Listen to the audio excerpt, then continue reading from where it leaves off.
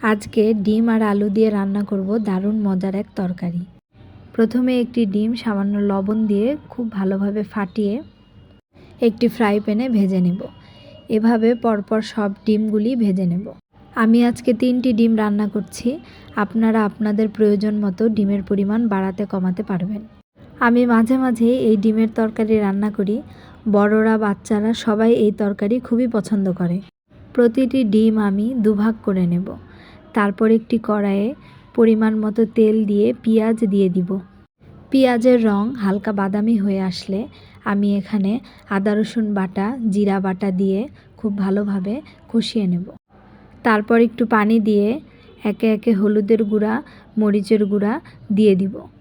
মশলা খুব ভালোভাবে কষিয়ে তেল ছাড়িয়ে নিব। তারপর গোল করে কেটে রাখা আলু এখানে দিয়ে দিব। সামান্য পানি দিয়ে আলু মশলার সাথে খুব ভালোভাবে কষিয়ে নেব। তারপর এখানে দিয়ে দিব একটা টমেটো দিয়ে কিছুক্ষণ নেড়ে চেড়ে পরিমাণ মতো পানি দিব ঝোলের জন্য। পানি বলক আসার পর এখানে একে একে সবগুলি ডিম দিয়ে দিব।